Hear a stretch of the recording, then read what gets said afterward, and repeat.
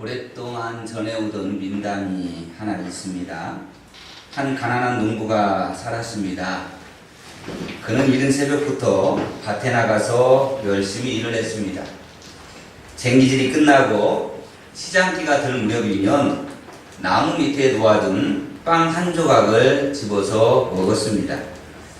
그런데 어느 날 이 빵이 감쪽같이 사라져 버렸습니다.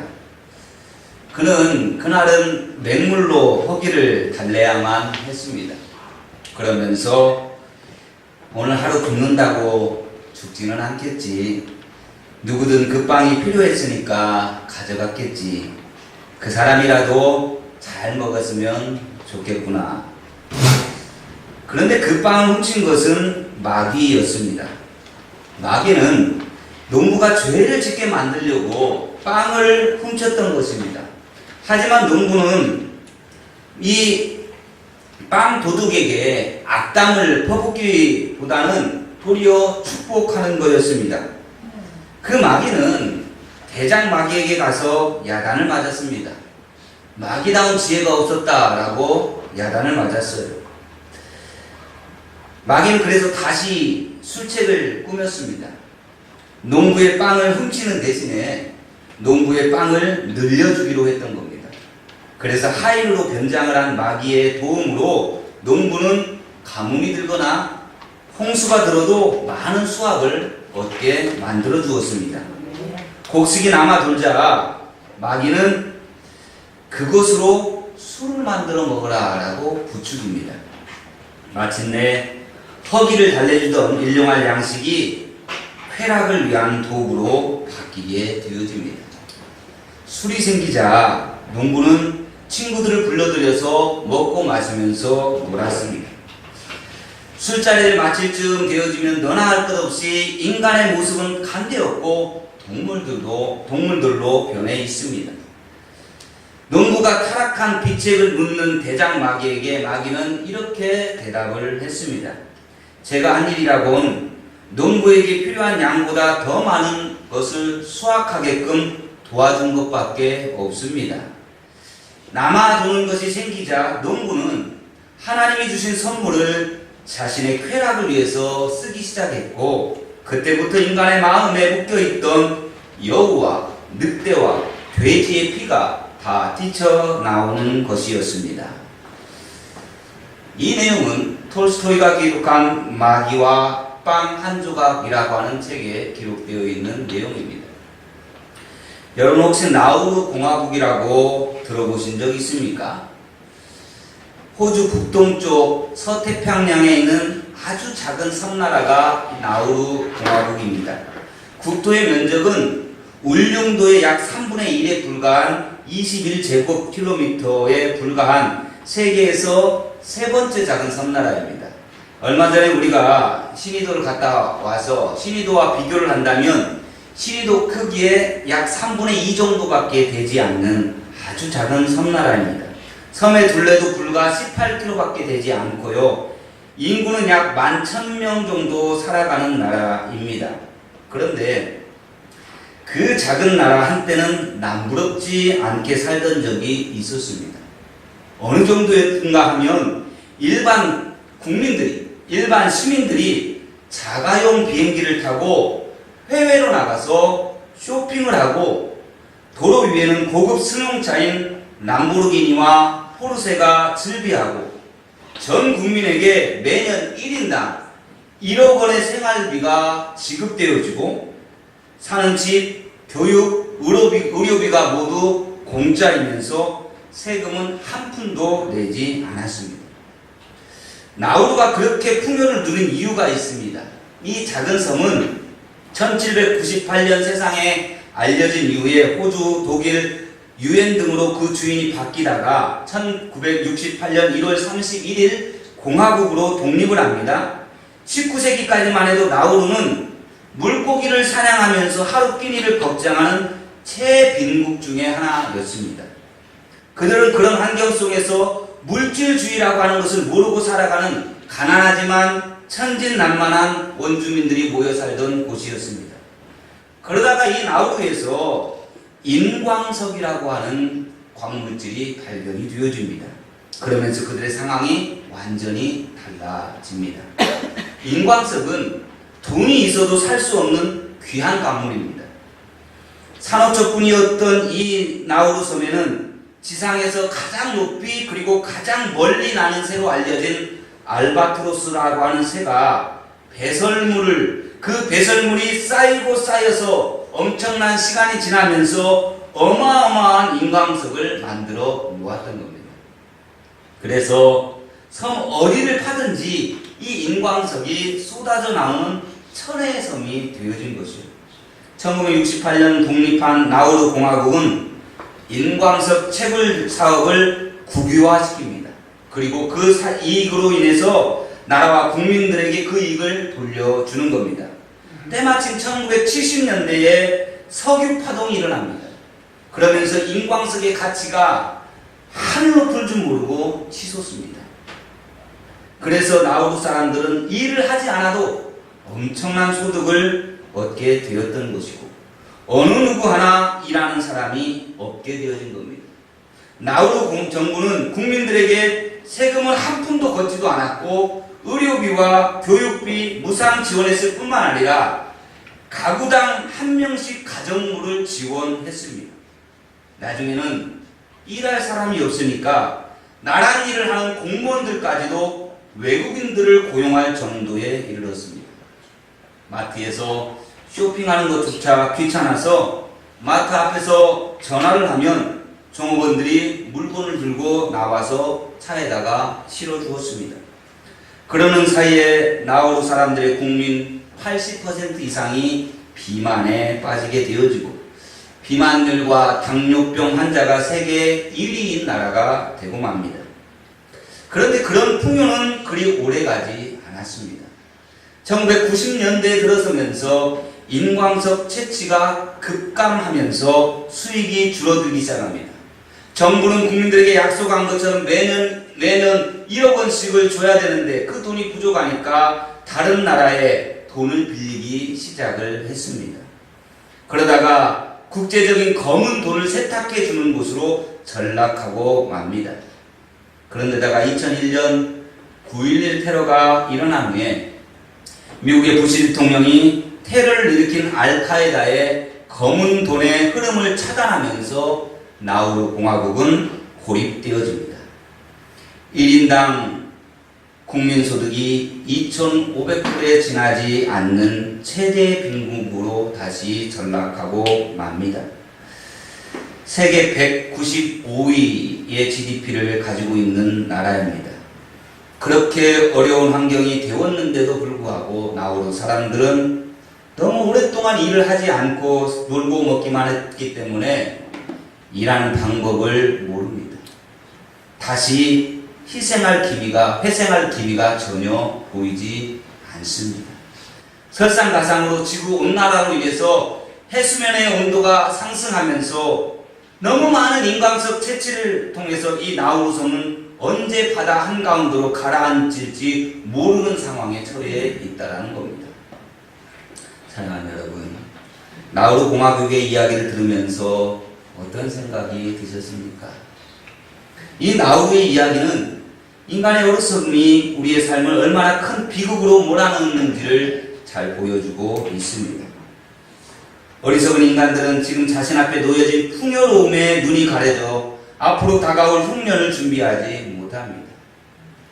그리고 인간은 가지지 못해서 망하는 것이 아니라 너무 풍족해서 망한다는 사실도 여기에서 우리에게 가르쳐주고 있습니다. 바꿔 말하면 인간은 흉년의 때에 망하는 것이 아니라 풍년의 때에 망한다는 사실입니다. 분명한 것은 우리의 삶에 풍요로움이 주어진다는 것은 큰 축복입니다. 농사를 지었는데 풍년이 들었다는 것 큰 복입니다. 그런데 계속된 풍년이 거듭되다 보면 감사를 잃어버립니다. 그리고 그 다음을 준비하지 못한다라는 것입니다. 그러면 결국 풍년은 결코 축복이 아니라 멸망과 저주를 불러오는 통로가 되어지는 것입니다. 하나님 우리 인간에게 언제나 풍년만 주시는 것이 아닙니다. 언제나 흉년만 주는 것도 아니지만 언제나 풍년만 가져다 주는 분도 아닙니다. 오늘 우리가 읽은 말씀은 요셉의 이야기 가운데 정말 극적인 장면을 연출하는 그런 모티브가 되어지는 사건입니다. 우리가 잘 아는 것처럼 요셉은 아버지의 지극한 사랑을 받고 자랐습니다. 그것 때문에 형들의 미움을 받아서 애굽으로 팔려갑니다. 온갖 고생을 한 끝에 종으로 있던 보디발의 집에서 주인 보디발의 눈에 들어서 가정 총무의 자리까지 오르게 되어집니다. 당시 상황에서 종으로서 가정 총무의 일을 맡는다. 그것도 큰 권력을 가지고 있는 사람의 집에서 가정 총무의 자리까지 오른다라는 것은 있을 수 없는 일입니다. 한마디로 말해서 대단한 출세였다라는 겁니다. 그런데 그 출세도 그리 오래가지 못합니다. 주인 아버지의 유혹을 뿌리친 결과, 주인 아주머니의 유혹을 뿌리친 결과 그는 누명을 쓰고 억울하게 감옥 생활을 합니다. 그런데 그 감옥에서도 그는 성실하게 일처리를 잘합니다. 그래서 요셉이 간수의 눈에 들게 되어지고 간수에게 인정받아서 감옥에 재반 업무를 담당하는 사람으로 발탁이 됩니다. 그러던 중에 감옥에 갇힌 정치범 두 사람이 동시에 꿈을 꿉니다. 요셉은 그 두 사람의 꿈을 해몽해 주죠. 그 두 사람의 꿈을 풀어준 그 대가로 한 사람은 정말로 복직하게 되어졌고 한 사람은 처형을 당합니다. 그리고 약 2년의 시간이 흘러갑니다. 이번에는 애굽의 왕인 바로가 꿈을 꾸었는데 같은 내용의 꿈을 두 번씩이나 번갈아서 꾸게 됩니다. 같은 꿈을 두 번이나 반복해서 꾸었다라는 것은 분명 그 꿈에 무슨 뜻이 있는 것이다 라는 것을 직감을 하고 바로는 애굽 전역에 꿈 좀 풀이한다는 모든 사람들을 불러서 내가 꾼 꿈에 대해서 풀이를 해보라 라고 말합니다. 그러나 애굽에 있는 모든 사람은 바로의 꿈을 해석해내지 못합니다. 그때 요셉의 꿈풀이로 자신의 복직되어진 그 간수장이 이제 그가 요셉을 기억을 하고 이 애굽의 바로에게 요셉을 추천합니다. 그래서 감옥에 있던 요셉이 바로 왕의 꿈을 풀어냅니다. 바로 앞에 부름을 받아 바로의 꿈을 풀기 시작합니다. 그 내용이 바로 오늘 본문의 이야기입니다. 바로 왕은 연거푸 2번 반복해서 꿈을 꾸었습니다. 아름답고 살찐 암소 7마리가 나일강에서 올라와서 밭에서 풀을 뜯어먹고 있는데 곧이어서 흉하고 바짝 마른 암소 7이 나일강에서 올라오더니 먼저 있던 살찐 암소 7마리를 잡아먹었다라는 거예요. 두 번째 꿈은 한 줄기에 무성하고 충실한 7 이삭이 나왔는데 곧이어 나온 가늘고 바짝 마른 7 이삭이 그 앞선 7 이삭을 삼켜버렸다라는 겁니다. 바로로부터 그 꿈 이야기를 들은 요셉이 오늘 본문에서 그 꿈에 대한 해석을 해줍니다. 먼저 있던 아름답고 살찐 7마리의 암소나 무성하고 충실한 7 이삭은 모두 7년 동안 큰 풍년이 들 거라고 하는 것을 암시하는 것이고 뒤 이어 나오는 바짝 마른 7마리 암소나 7 이삭은 7년 동안 흉년이 들 것을 말하고 있는 것이다 라는 겁니다.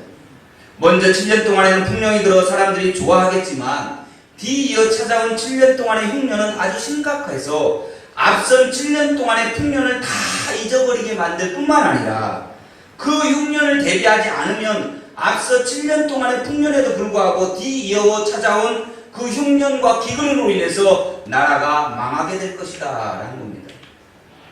하나님께서 바로에게 그것을 깨닫게 하시려고 같은 의미의 꿈을 2번이나 반복해서 꾸게 하셨다라는 거예요. 그런데 여러분, 요셉이 바로의 꿈을 해석해 주면서 여기까지만 이야기하고 끝나지 않습니다. 오늘 본문 34절과 36절 보면 요셉은 흉년의 나라가 망하지 않는 방법을 가르쳐 줍니다. 그 방법은 풍년의 때에 풍년이라고 흥청망청 살아가지 말고 전체 소득의 5분의 1을 나라에 바쳐서 각 성읍에 비축해 놓으라는 겁니다. 풍년의 때에 5분의 1만 비축해 놓아도 연이어 찾아온 7년 동안의 흉년을 극복해낼 수 있다라는 겁니다. 여러분, 풍년의 때에 5분의 1을 아무 조건 없이 나라에 바쳐 쌓는다라고 하는 거 쉬운 일이겠습니까? 어려운 일이겠습니까? 어려운 일입니다. 쉽게 말하면 여러분에게 세금 20% 내라 라고 한다면 여러분 가만히 나라가 말하는 대로 20%의 세금을 내겠습니까? 그것도 조건 없이 말입니다. 세금을 이만큼 냈으니까 국가가 나를 위해서 무엇인가를 해줄 거야. 이런 기대도 하지 말고 내라는 겁니다. 제가 생각할 때 소득이 20% 세금을 낸다는 것은 결코 쉽지 않은 일일 겁니다. 소득의 20% 결코 작은 세금이 아닙니다. 농사를 지어서 10가마니를 거두었는데 2가마니를 세금으로 내야 한다는 겁니다. 그 2가마니만 있으면 훨씬 더 풍요롭게 삶을 살아갈 수 있는데 그 곡식을 팔아서 지금보다 훨씬 더 여유롭게 생활할 수도 있는데 그런데 그것을 포기하라 라는 말입니다. 사람은 누구나 욕망을 가지고 삽니다. 때로는 그 욕망이 우리의 삶을 더 나은 삶으로 만들어주기도 합니다. 학생들은 앞으로 삶에서 고생하고 싶지 않다라는 욕망이 있기 때문에 공부하기 싫어도 공부를 하는 겁니다. 왜? 공부하는 것이 재미있어서 공부한 사람은 그렇게 많지 않아요. 지금보다 더 나은 삶을 위하여서, 지금보다 더 나은 생각과 인격을 갖고 싶다라고 하는 그 욕망이 우리로 하여금 뭔가를 배우게 하고 책을 읽게 만드는 겁니다. 욕망이 있어야 우리의 삶이 발전하는 거예요. 지금보다 좀 더 나은 삶을 살고 싶은 욕망 때문에 힘들게 우리가 돈을 버는 거 아닙니까? 내 가족을 좀 더 편안하게 살게 해주고 싶다라고 하는 그 욕망과 생각 때문에 직장 상사에게 꾸지람을 듣고 기분 나쁜 소리를 들어도 참고 직장을 다니는 겁니다. 그래서 가족들이 쪼들리지 않게 생활하게 만들어주고 싶기 때문이죠. 그것만이 아닙니다. 때로는 지금 우리가 충분히 누리고 있음에도 우리 안에 있는 욕망을 지금보다 더 누리고 싶어하는 마음을 갖게 합니다. 다른 사람이 볼 때에는 충분히 여유를 누리고 풍족하게 소유하고 있음에도 그의 마음속에는 더 갖고 싶은 욕망이 있습니다. 많이 가졌다고 그 욕망이 사라지는 것은 결코 아닙니다. 그런데도 요셉은 바로왕에게 아주 강력하게 요구합니다. 36절에 그렇게 풍년의 때에 흉년을 준비하면 이 흉년으로 말미암아 망하지 않는다라고 말을 합니다. 여러분 여기에서 망한다라는 말은 흉년의 때에 먹지 못해서 죽는다 그 말을 의미하는 게 아닙니다. 하나님의 심판으로 인한 형벌, 하나님의 심판으로 인한 죽음이 찾아온다라는 말입니다. 바꿔 말하면 요셉이 바로왕에게 흉년의 때에 살아남는 방법을 제안하면서 그렇게 하지 않으면 하나님의 심판으로 인해서 망하게 될 것이다 라고 강력하게 주장을 하고 있는 겁니다.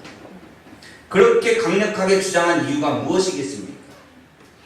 분명 풍년의 때에 소득의 5분의 1을 세금으로 걷어들인다고 하면 백성들 사이에 불평이 생겨날 것입니다. 왜 그렇게 많이 빼앗아가느냐고 아우성칠 것입니다.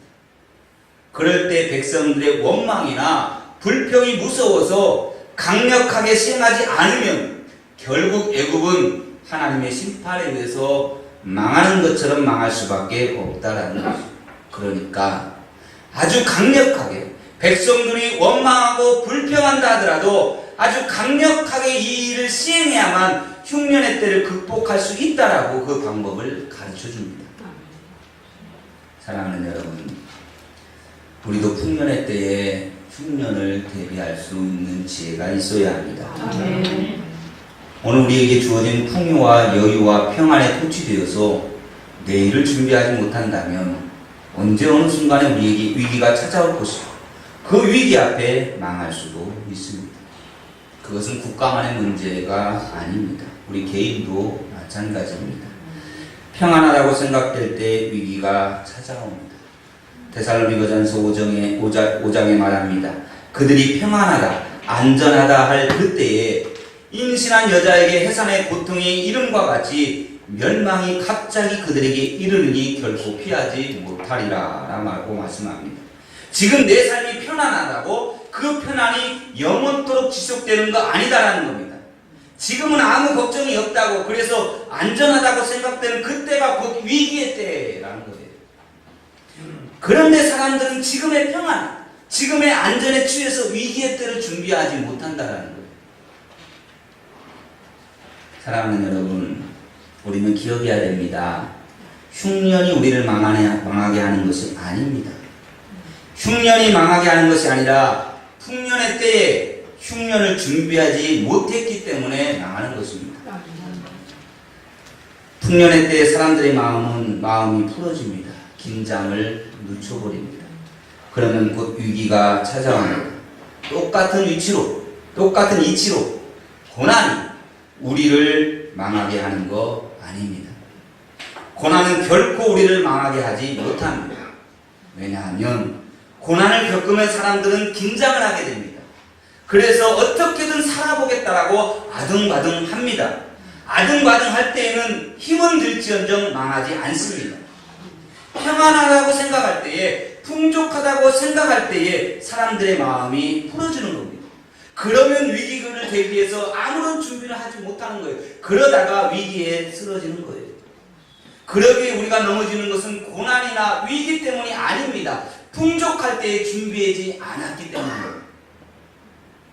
지금 아등바등하며 힘겹게 삶을 살아가고 계십니까?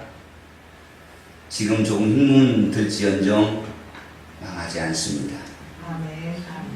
혹시 지금 여러분 마음이 평안하다고 마음이 풀어지지는 않았습니까? 긴장을 풀어버리지는 않았습니까? 우리 꿈의 교회가 처음 개척되어야 될 때의 그 마음과 지금의 마음이 같습니까? 기도하지 않으면, 예배의 자리를 소중하게 여기지 않으면 우리는 망합니다. 하나님은 그런 교회를 세우시지 않습니다. 여러분, 목사가 새로 왔다고, 평안해졌다고 긴장을 늦추면 안 됩니다. 기도의 끈을 놓아버리면 안 됩니다.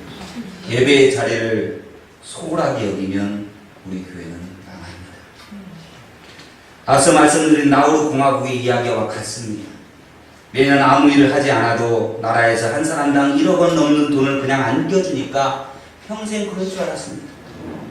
그래서 흥청망청했습니다. 최고급 승용차를 타다가 고장이 나면 고쳐서 쓰려고 하지 않고 그것을 그냥 버리고 새로운 차를 샀습니다. 일하지 않고 놀고 먹기만 하니까 사람들은 비만에 걸려서 어떤 사람은 고급 승용차를 사기는 샀는데 너무 뚱뚱해져서 운전석에 들어갈 수가 없어서 엄청나게 비싼 차를 사놓고도 한 번도 타지 못하는 경우도 있었습니다. 그런데 그렇게 흥청망청할 수밖에 없는 그 시간은 그렇게 오래가지 않았다는 겁니다. 그들의 풍요는 그렇게 오래가지 못했습니다. 한순간에 거지와 같이 다름없는 모습으로 전락하고 말았습니다. 만일 그들에게 인광석이라고 하는 광물이 없었다면 그들은 지금까지 아마 평범하게 삶을 살았을 것입니다. 매일매일 자신에게 주어진 삶에서 최선을 다해서 먹고 살기 위해서 노력하며 살아갔을 겁니다. 삶의 비참함에 그 얼마나 비참한지 그 비극을 굳이 느끼지 않았어도 됐을 것입니다. 사랑하는 여러분, 혹 우리 가운데 시간의 여유를 갖고 계신 분 계십니까? 건강의 여유가 있으신 분이 있습니까?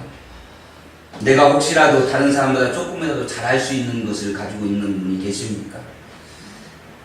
그 가운데 5분의 1이라도 주를 위해, 주님의 나라를 위해, 교회를 위해, 그리고 그것이 필요한 자들을 위해서 나누어 사용할 수 있기를 바랍니다.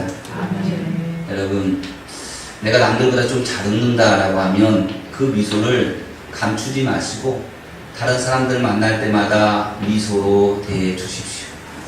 내가 조금 인사성 같다라고 하면 다른 사람들 만날 때마다 더 많이 머리 숙여서 인사하십시오. 내가 다른 사람들보다 조금 더 요리 잘한다라고 하면 그 요리를 통해서 다른 사람들을 섬겨 보십시오. 내가 더러운 것을 좀 못 보고 깔끔하게 정리정돈을 잘한다라고 한다면 하나님의 교회를 청소하는 데에 적극적으로 여러분의 그 실력을 발휘하면 되는 것입니다.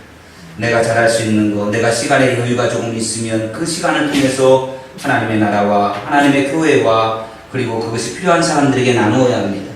물질도 마찬가지입니다. 우리가 버는 것을 가지고서 우리가 근근히 살아가는 것도 버겁기는 하지만 그것을 전부 나 자신만을 위해서 사용하지 마시고 5분의 1을 주님을 위해서, 주님의 몸된 교회를 위해서, 누군가를 위해서 사용한다면 그는 정말 멋진 인생을 살아가는 사람이 되어질 것입니다.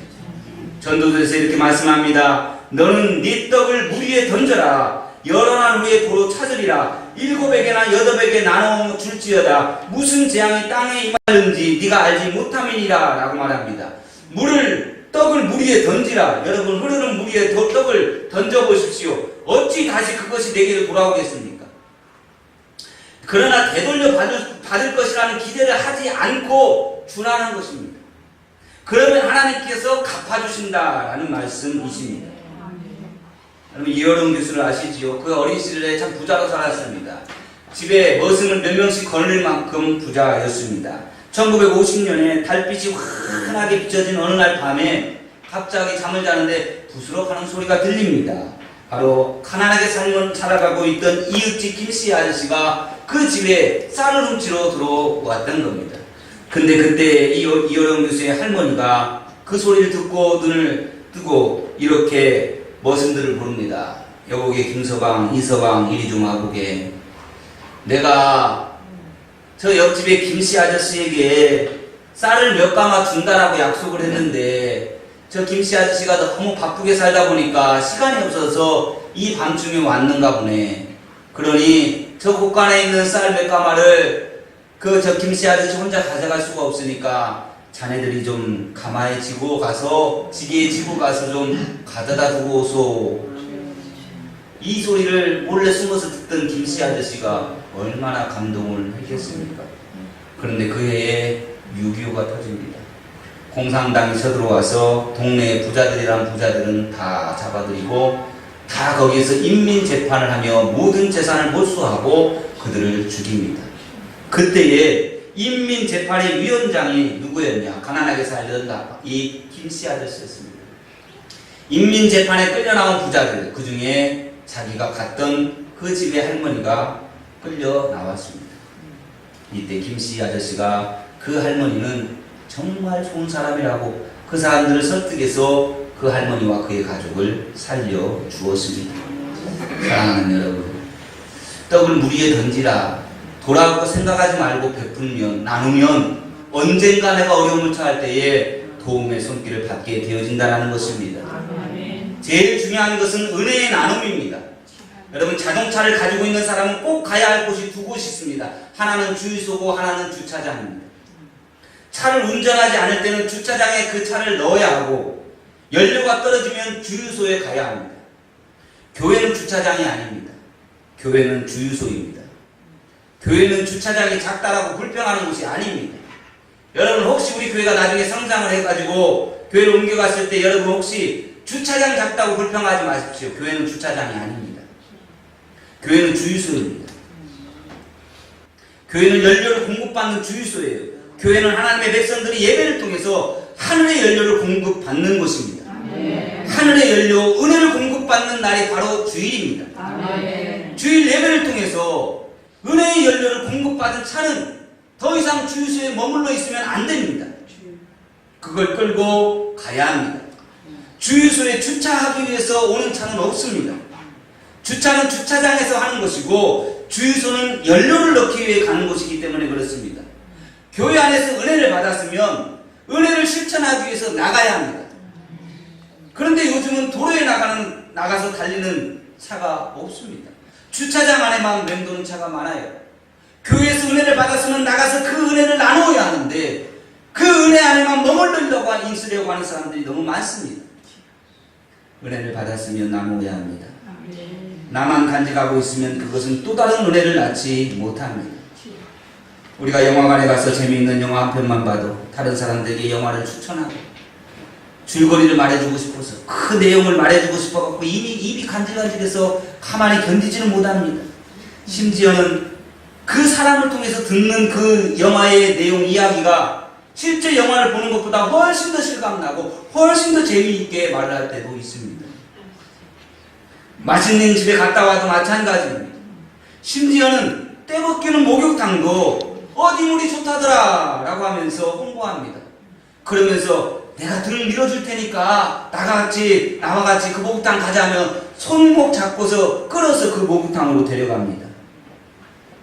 그런데 정작 가장 중요한 은혜의 자리에 우리는 늘 혼자입니다.